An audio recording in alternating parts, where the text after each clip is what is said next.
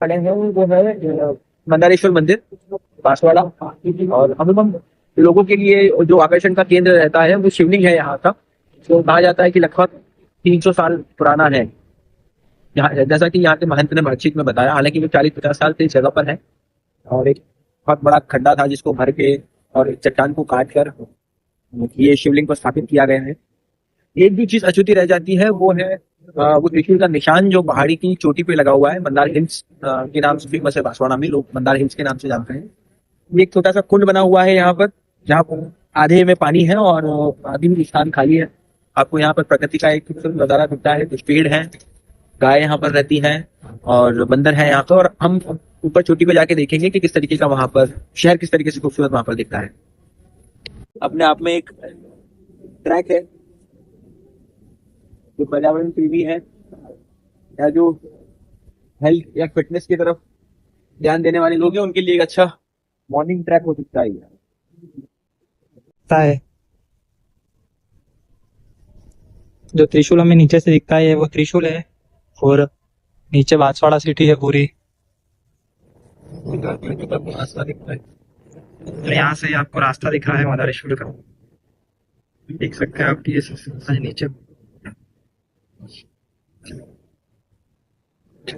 Mandar hills की पहाड़ियों के बाद आपको इस तरीके का पूरा सपाट पठार दिखता है। यहाँ पर है कुछ 2-3 आपको झोपड़ियां मिल जाएगी और एक बहुत गहरी खाई और जंगल ये अरावली से आपको यहाँ से देखने को मिलेगा।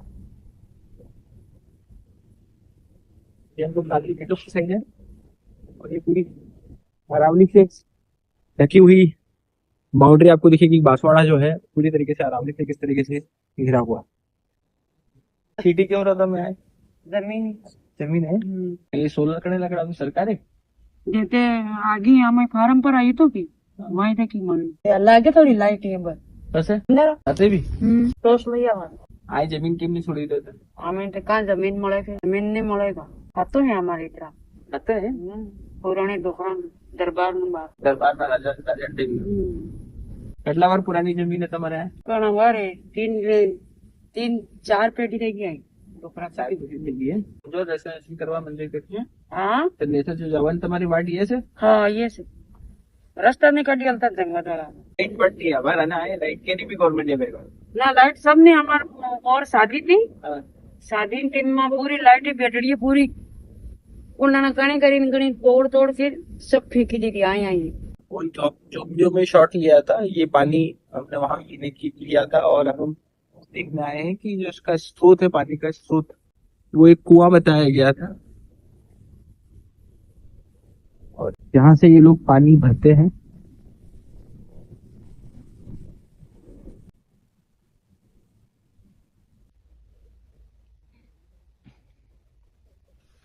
लगभग 30-40-50 फीट खुदा हुआ है। ये इनका प्रमुख पानी पीने का स्रोत है।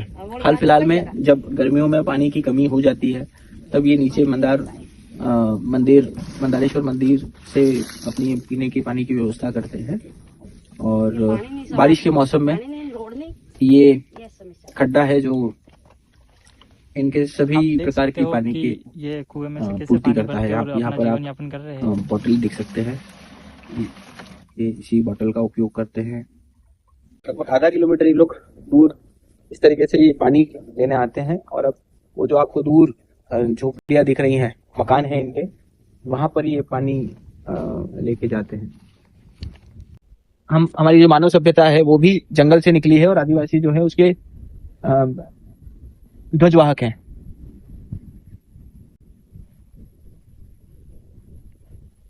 प्राइवेट लगा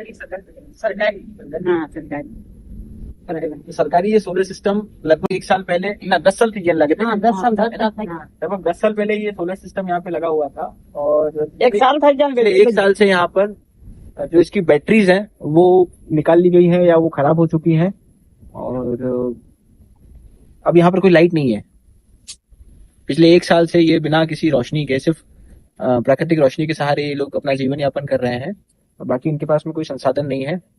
एक बड़ी समस्या ये आती है कि खेती के लिए, चूंकि ये जंगल के आसपास की जमीन है, तो यहाँ पर ट्रैक्टर या कोई भी फोर व्हीलर का आने का साधन नहीं है, तो ये अपनी रोजी रोटी के लिए भी अगर करना भी चाहें तो ये खुद से नहीं कर पाते हैं, क्योंकि जो काम मशीन कर पाती है वो एक इंसान से संभव नहीं है। तो अगर ऐसी कुछ सुविधा इनको दी जाए कि यहाँ पर मशीनरी के माध्यम से, सबसे पहले हमें लाइट की जरूरत लगेगी। अगर लाइट उपलब्ध हो जाएगी तो किसी न किसी मशीन की सहायता से ये अपनी रोजी रोटी को और बढ़ा सकते हैं, है ना। ज्यादा उत्पादन होगा तो इन्हें बाजार में अच्छी कीमत मिलेगी और इनका जीवन यापन भी समृद्ध रूप से चल पाएगा। यह बस्ती जंगल की सीमा से सटी हुई है, जिससे विकास कार्यों में अक्सर प्रशासनिक अड़चनें आती हैं।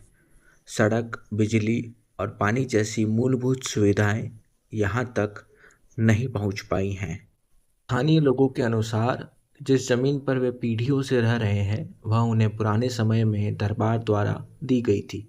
बिजली के लिए लगाए गए सोलर पैनल भी अब निष्क्रिय हो चुके हैं क्योंकि उनकी बैटरियां क्षतिग्रस्त हो गई हैं। ऐसे में ग्रामीण पूरी तरह अंधेरे में जीवन बिताने को मजबूर हैं।